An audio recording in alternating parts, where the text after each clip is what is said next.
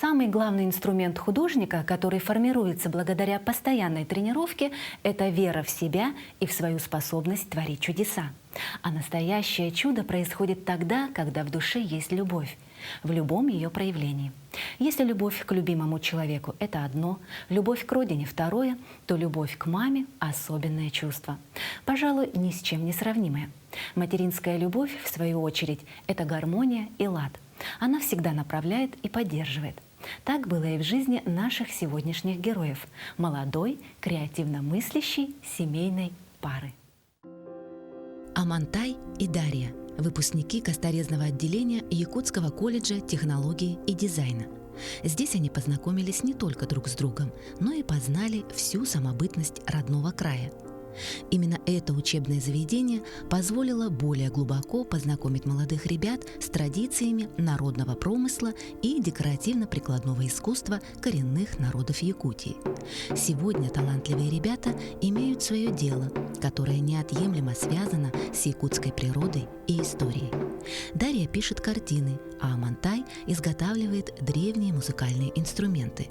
Не зря говорят, тот, кто испытал наслаждение творчества, для того уже все другие наслаждения не существуют. У увлеченной молодой пары в силу их возраста еще очень мало опыта и жизненного, и творческого. Однако их история жизни стоит нашего с вами внимания, ведь всегда интересно наблюдать за развитием жизненного пути человека, особенно неординарного, оригинального, со своим видением и отношением к окружающему миру. Наша семья всегда была такой творческой. Мой отец художник, мать в очень культурной сфере всегда. Моя мама работает в музее директором, поэтому тут у нее такая ответственная работа, где ты всегда должен быть сильным. С детства я всегда был связан с музеем. Даже самый первый музей, который стоит в старом городе, сейчас это здание Алмаз-Аргенбанка. Когда мне было 3 года, уже с мамой на работе был всегда. Когда садик там не работал. И она проводила экскурсии в те времена. А я-то все время это слушаю. Она меня еще прятала там сзади, как раз-таки, когда экскурсия проходит, сзади пианино, либо что-то такое. Что-то было, какая-то стенка. И я там сидел, слушал. И так много раз слушал, что я все это запомнил, ответы тоже запомнил. И она спрашивает у пришедших, а я просто отвечаю, сижу. И там люди не могли понять, откуда, кто отвечает. Такие забавные моменты были. Мама Амантая, Мария Ильинична Корнилова, окончив в 2004 году филологический факультет Якутского государственного университета, сразу же поступает на работу в Музей музыки и фольклора народов Якутии.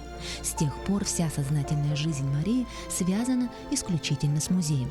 Поскольку Мария является ученицей и верным соратником основателя и идейного вдохновителя музея Аизы Решетниковой, в 2019 году Аиза Петровна передает правление детища в надежные руки своего последователя, которое и сегодня продолжает дело своего наставника. Активно занимается продвижением музея и реализует культурно-просветительский проект «Кочующий музей». Все увлечения Марии связаны с работой. Это и разбор текстов Алан-Хо, и изучение музыкальной жизни Якутии в годы войны, и музыкальные инструменты народов Саха. Все это и привлекло внимание ее сына Амантая, который с раннего детства проводил свою жизнь в музее. Все время в музее был. Все эти экспонаты, все с детства.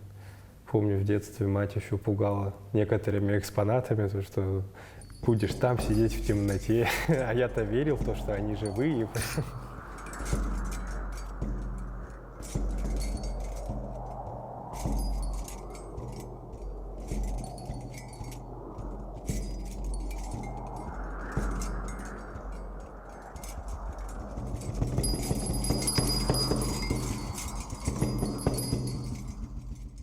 Больше всего воспоминаний о Владимире Махначевском. Он меня очень сильно вдохновил на музыкальные инструменты, когда я начал уже этим заниматься. Я видел, как он все делает, и вообще очень нравилось с ним проводить время, потому что он такой юморной был, всегда подкалывал. Смешно и весело было.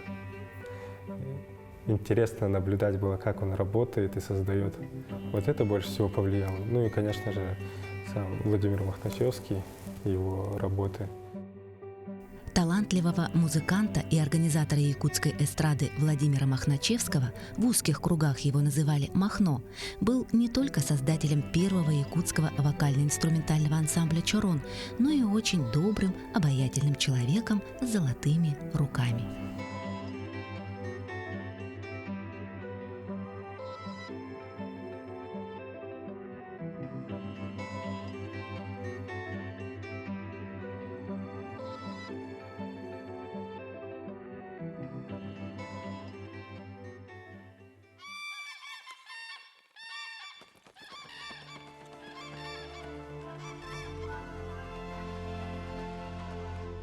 Ну, свой первый музыкальный инструмент я сделал, учась в колледже во втором курсе.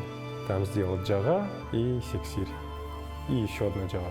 И уже из копыт оленях.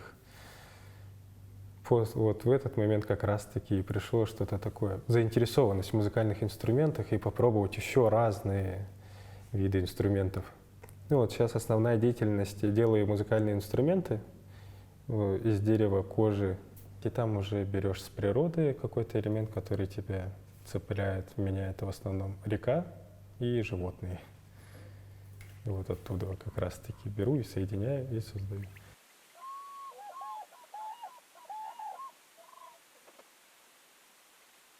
Вот это инструмент джага. Это мой самый первый инструмент, который я сделал в деревне. Самый простой и с самым большим количеством косяков. Вот, на нем играется вот таким вот образом. Вот из такого же образца тут еще вот такие. Таких тоже 3. После них уже перешел на кожаные. Вот после того, как раз таки, после эсэха, самое первое кожаное это было такое мини-версия капсюля. Это якутский барабан. Вот тут у него есть как раз таки отверстие для выхода звука. И на нем играется подобным образом.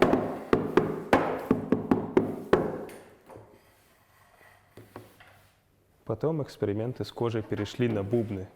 Во время колледжа, когда я учился, я очень сильно мечтал сделать бубен. Попробовали на нем поиграть. Вот такой звук.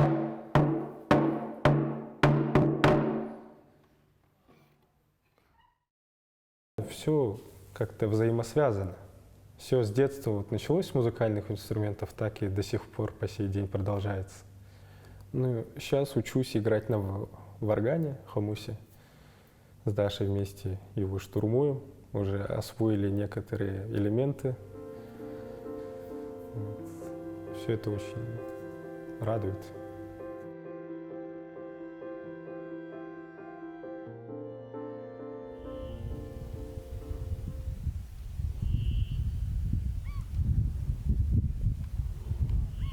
Во время эсэха там в деревне у нас забивали лошадей. И там ровно сосед, Данил Петрович, как раз-таки он продавал, узнал через WhatsApp. Вот как раз сразу побежал к нему. А он ровно собирался ехать уже забивать лошадь.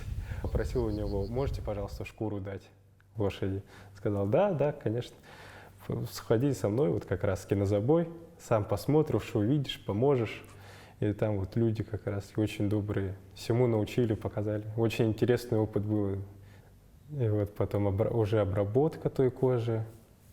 Все это было в новинку для меня. Никогда я этим не занимался, и вот поэтому много косяков было, конечно. Я там шкуру оставил гнить, думал, что так лучше будет, оказывается, нет, надо было просто высушить. Я даже сделал толкы, это такая штука, которая именно мнет кожу, потому что руками размять невозможно. И вот из этой кожи сделал барабаны, ЭТГЯ, сиксирь.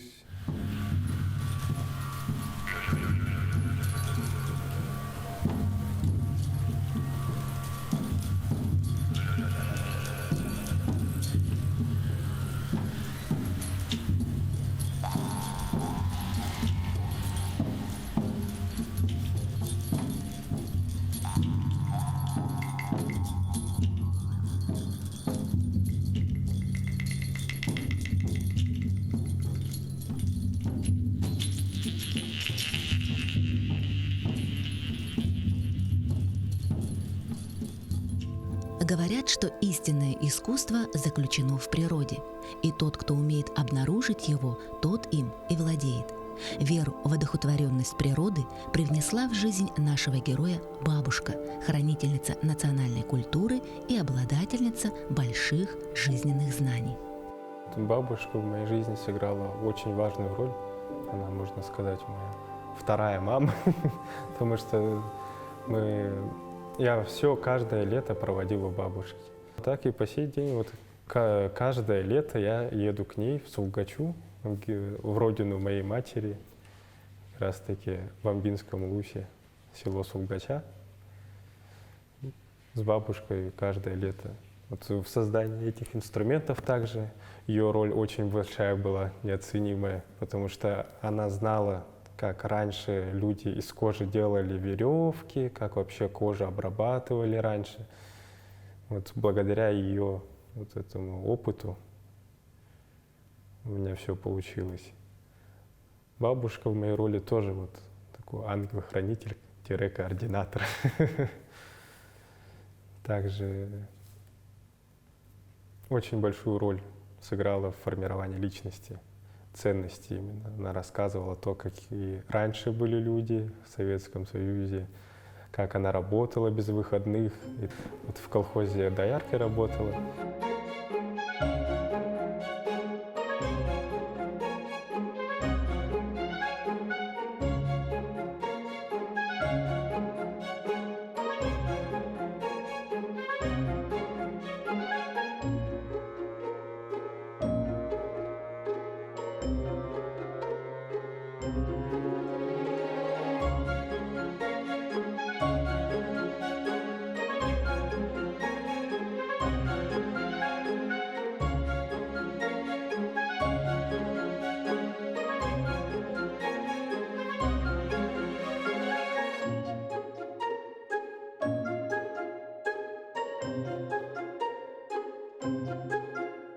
Якутия, хоть и суровый, но очень красивый уголок. Здесь прекрасно все – и природа, и люди. Но для того, чтобы считать себя истинными сыном или дочерью этого места, необходимо ощущать духовную жизнь своего народа и творчески утвердить себя в ней. Именно это и пытаются делать наши герои, пробуждая своей работой чувство любви к родному краю. Идея совместного проекта родилась, когда мы находились в деревне. Даша там очень много рисовала. И в основном вот ее вдохновляла вот вся деревенская тематика, деревенский такой вайб ощутимый, с коровами, рекой, лесом, природой, воздухом. Она всем этим прониклась. Все началось с деревни. Да. А Мантай делал инструменты, а я вот рисовала, что сейчас на футболках изображено. Каждый почти что день. Там очень много Даша рисовала. С ней практически мы даже не виделись. Я с ним не виделась. Да. Оба полностью в работу ускнулись и как-то такое по вечерам только виделись, можно сказать. Даша с тех пор уже рисует и по сей день, каждый день очень много эскизов, чтобы из них избрать самые лучшие.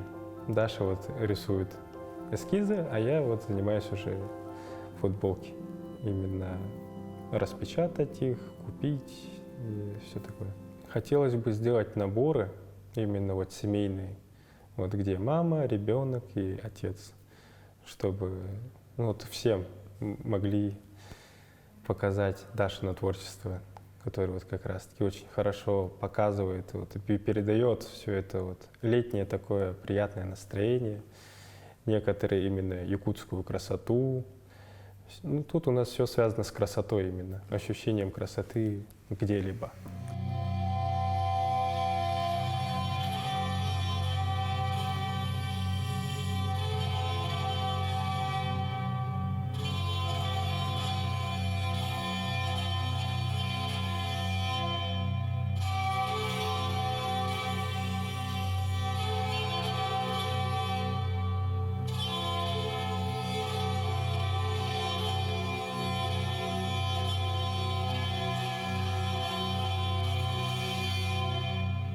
Единение с природой – это то, в чем нуждается любой творческий человек. Там он набирается энергии, ищет вдохновения, думает или просто отдыхает. Ведь в жизненной суете не всегда можно заметить главного. Иногда, чтобы правильно расставить приоритеты, жизнь как бы указывает человеку на его ошибки, а порой и прямым текстом говорит, что делать. В этом смысле Амантай сумел разгадать намеки судьбы, правда, досталось ему это достаточно суровым способом. Самый переломный момент в моей жизни, он произошел в 9 классе, когда я в то время сильно увлекался субкультурой, как и все подростки, наверное, был панком, были пирсинги по всему лицу, вот, некоторые остались, волосы, привычка осталась красить и отращивать. И там один пирсинг из-за того, что неправильно в кустарных условиях сам сделал, там заражение пошло, и это заражение пошло в тазобедренную кость, и там уже лег, вообще не смог ходить уже. Врачи говорили то, что буду инвалидом-колясочником. Никто не верил, конечно, то, что встану на ноги. Все-таки смог. После этого начал уже по-настоящему ценить каждую возможность. И более проще и легче начал относиться как-то ко всем вещам, без излишних эмоций. Ну, вот после того случая у меня как раз-таки появилась в голове такая настройка, можно сказать, попробовать максимально все, чтобы не жалеть потом, когда у меня этой возможности уже не будет. И пытаюсь сейчас вот по максимуму использовать время и возможности. Сильно сменилось понятие того, именно цены в простых вещах. Ценности просто бегать, просто сидеть даже. То, что ты это можешь сделать, это уже такое очень большое преимущество. То, что это у тебя есть. Именно ценность в простых вещах и ценность времени того, которое вот у тебя есть, пока твое тело функционально в своем расцвете сил, пользоваться этим на максимум. Хотел бы, конечно, поблагодарить врачей, которые трудились над тем, чтобы я встал на ноги все-таки. И поблагодарить их за их старания, то, что они не бросили меня на прогнозах, то, что уже все, не поставили крест, что продолжали, и все же у них это получилось, и я за них, и за это я им очень сильно благодарен, за то, что они мне дали второй шанс на эту жизнь. Именно с приходом осознания ценности жизни Амантай остро почувствовал значимость своей мамы, которая в тот момент от переживаний не находила себе места. То, как она переживала, и заставило его по-новому взглянуть на маму. С тех самых пор он не просто боготворит ее, они стали настоящими друзьями.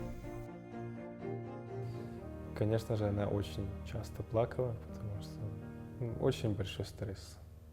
Она весь день работает, потом вечером приходит, а я всегда не в хорошем настроении, всегда злобный, всегда такое, в обиженном состоянии на мир нахожусь, можно сказать. Еще в плюс подросток, и это двойная порция обиженности на весь мир. И вот постоянно видеть это все же атмосфера такая нагнетающая. Я вот в больнице лежал 3 месяца, а потом на домашнем обучении весь 9 класс прошел. И все время был оторван от социальной жизни и очень сильно замкнулся в себе, и прям очень сильная такая социофобия была. Боялся как-то с людьми общаться очень долгое время. Вот эта ошибка была со мной очень долго. Она породила кучу комплексов, вот как раз-таки на фоне внешнего вида и всего прочего. Всякие мелкие такие комплексы появились, за которые я всегда цеплялся и как-то всегда пытался скрыться как-то так. От этого отучился, стал более, отвык от всего этого, отбросил все комплексы, стал более социальным, благодаря Даше, когда я ее встретил. Когда приходит любовь, картина мира может поменяться кардинально. То, что казалось важным, становится незначительным, а то, что было не главным, вмиг превращается в самое драгоценное, что только может быть на земле. Так Амантаю повстречалась хрупкая и такая же творческая, как и он сам, девушка, которая перевернула всю его жизнь. Дарья из далекого северного городка, с нежным взглядом, томным загадочным голосом и со своим богатым внутренним миром. Мы выросли в городе Среднеколымске. Мой отец работал сварщиком, а моя мама бухгалтером. Совсем не творческая семья. К нам приезжали часто двоюродные братья, и они любили рисовать. У них даже это неплохо получалось, и как-то меня это начало заинтересовывать. Моя мама что-то иногда в блокнотиках по работе, зачеркушки какие-то делала, наброски девушек тоже. Я это видела и тоже начала. Желание рисовать возникло у меня в подростковом возрасте. Я срисовывала аниме-картинки и так далее. Потом мама это заметила и хотела, чтобы я этим серьезно начала заниматься. И она нашла художника одного, Михаил Григорьевич Кохан. Мне дал огромную любовь в искусстве, в рисовании. Я ему очень благодарна. Но я его все равно помню. И надеюсь, он меня тоже помнит. Он вел уроки у себя на дому, давал свои книжки по анатомии, по академическому рисунку и многое рассказывал. Были хорошие времена. Он всегда говорил, что нужно сначала обучиться основам, говорил, что нужно осознанно к этому подходить. И тогда у меня интерес к рисованию стал большим. Сейчас вот пытаюсь все это реализовать. И еще, конечно, благодарна своей маме, потому что она меня всегда поддерживала, а ведь особенно вот в рисовании.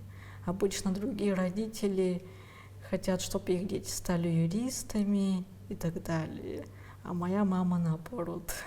В данный момент я своей маме пишу картину. Она очень хотела, чтобы в ее доме висела картина.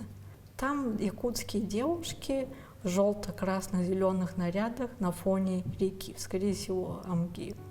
И цвета такие солнечные, мама любит такое. Я выбрала это, потому что хотела больше в дом принести якутскую культуру, так как мой отец из Молдавии, папа знает свой язык, но не учил нас. Ему было важно, чтобы мы знали русский, ну и, конечно же, якутский, так как наша мама якутка. Мама всегда меня поддерживала в творчестве и хотела, чтобы я развивалась. И вот она меня поддерживала всю жизнь. Всегда думала, что я стану художником. После школы хотела поступить в художественный колледж, но провалила там все экзамены. Но зато я поступила в Яктит, где встретила Амантая. И там тоже были такие похожие дисциплины. Там как раз-таки и с Дашей вместе познакомились. Увидел очень красивую девушку. Это было, насколько помню, 3 сентября 2017 года. Вижу, очень красивая девушка, а мы там ровно всем курсом собирались идти на флешмоб, да, во второй школе. Я вот у нее спрашиваю, а куда мы идем, в какое место? Она говорит, в вторую школу вроде. Ну, я-то, конечно же, спросил, зная ответ, просто чтобы как-то завязать диалог. Мы оба в это время увлекались рок-музыкой и выглядели подобающе. И сразу как-то нас это сблизило, ну, диалог сразу построился. Вот так и познакомились. Тоже с первого взгляда мне он очень понравился. Оба почти что одинаково были одеты, Да. Оба в кожанках были, оба с крашенными волосами.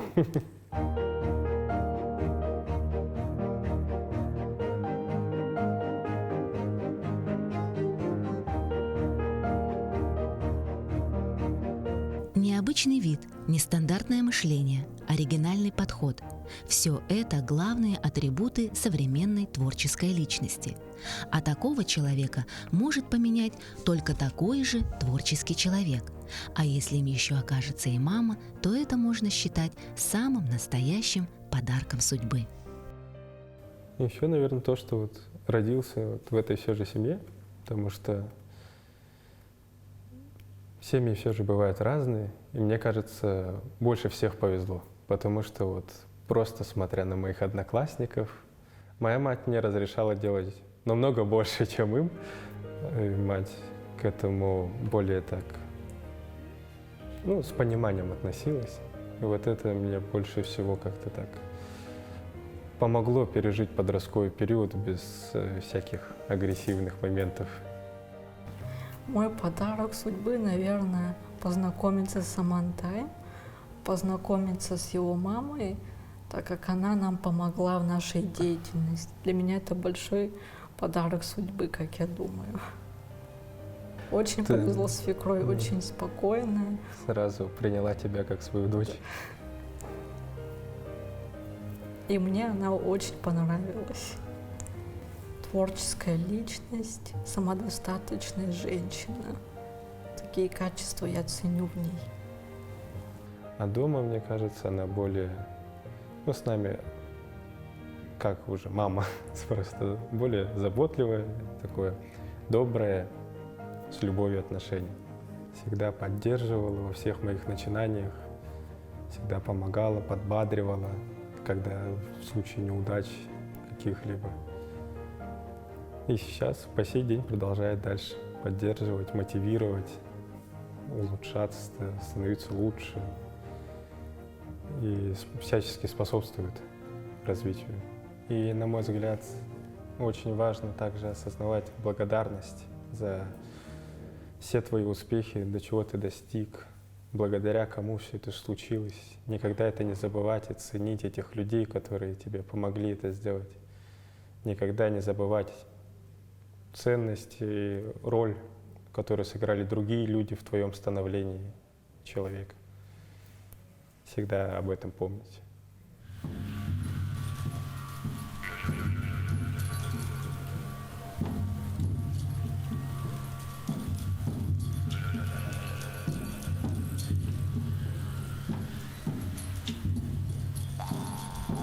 И еще одним подарком судьбы для молодой и творческой пары смело можно считать и то, что после выставленных работ на Восточном экономическом форуме во Владивостоке, возымевший большой интерес, их пригласили поработать в одном из тематических парков России.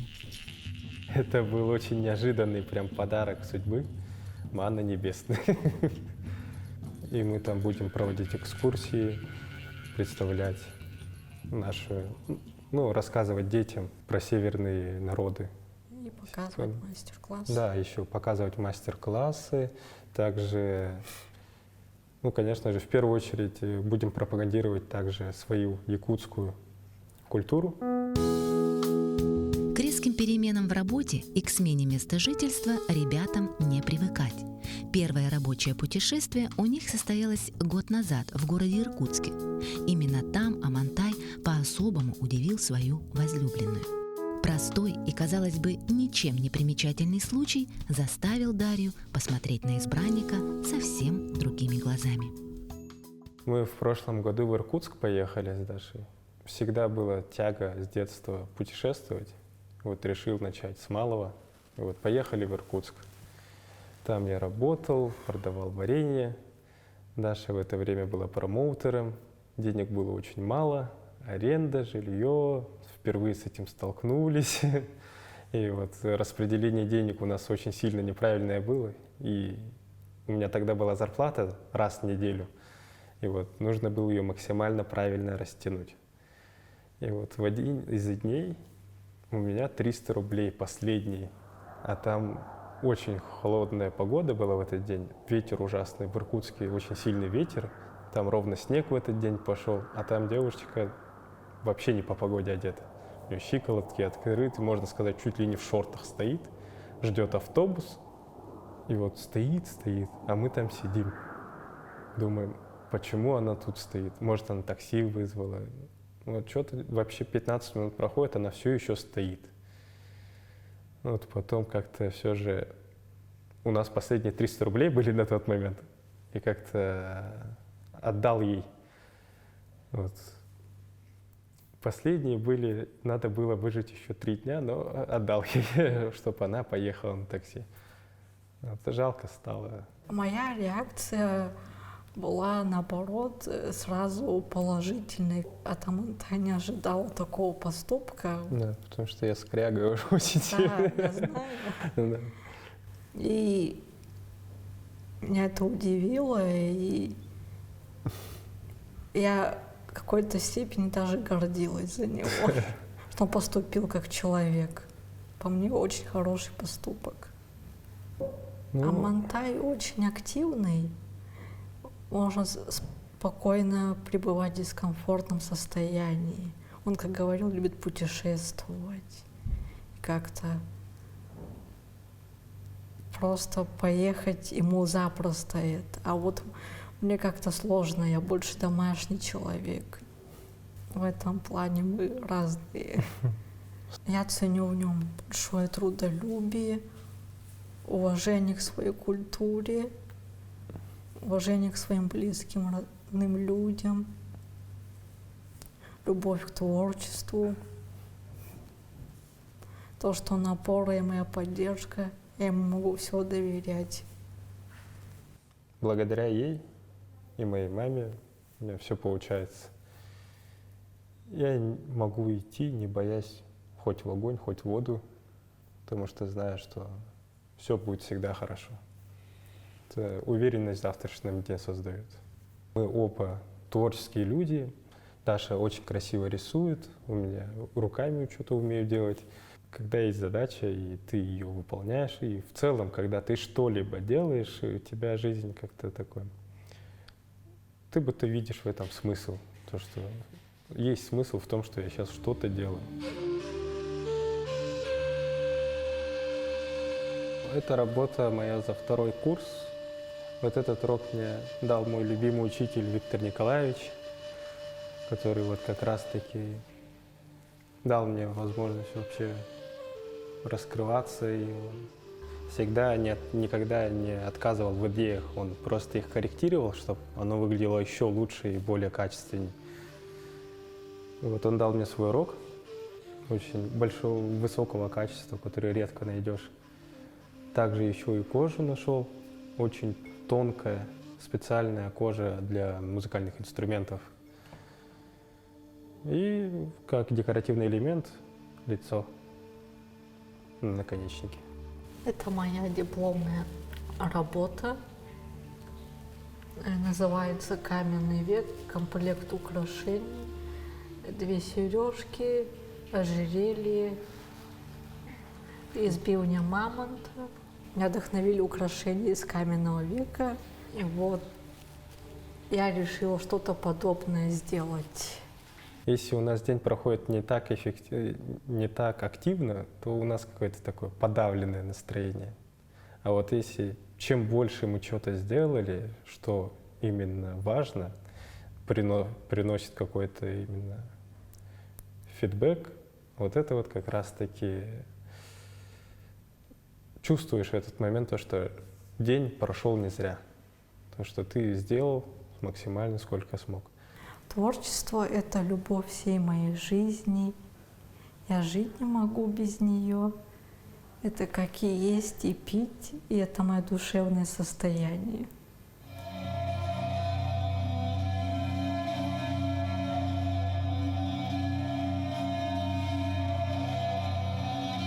Творить – это великое счастье. Наверное, в этом и состоит смысл. В этом и есть цель, и в этом вся жизнь. Что может быть дороже? Дороже, пожалуй, может быть только тот, кто подарил эту самую жизнь – мама. Она очень творческий вдохновитель, как муза, потому что я много разных видов пробовал в одно время и стихи писать, и что-то сочинять, что. И вот она как муза давала некоторые идеи, она будто птица, которая летит вот в бесконечности идей разных. И вот тут его хватает что-то и вот кидает мне, и направляет как раз как и навигатор. Стрелка, которая тебе указывает. Ну, очень сильно любил и люблю, и буду любить, уважаю свою маму. И просто не могу представить кого-то еще лучше. Моя мама в какой-то степени тоже навигатор. И для меня она еще ассоциируется с ангелом-хранителем. Всегда оберегала меня, старалась, чтобы мне было хорошо. Без поддержки это было бы, конечно, очень сложно, что чего угодно достигать. И вот благодаря им, то, что они у нас понимают, поддерживают наши начинания. И нам не страшно пробовать что-то еще новое. Потому что мы понимаем то, что если даже ошибемся, ничего страшного, зато чему-то научимся новому и сделаем что-то еще лучше. Говорят, что миром правит любовь. Кого-то любим мы, кто-то любит нас. Иногда взаимно, а иногда и безответно. Но есть на свете одна вещь, которая не подвластна ничему. Это материнская любовь, способная покорить любую вершину и пройти любую преграду, способная подарить своему ребенку надежду и веру, способная окрылять свое дитя, а иногда и стать этими ангельскими крыльями, чтобы поддержать в нужную минуту. Ну а если вы не верите в ангелов, просто посмотрите в глаза своей мамы.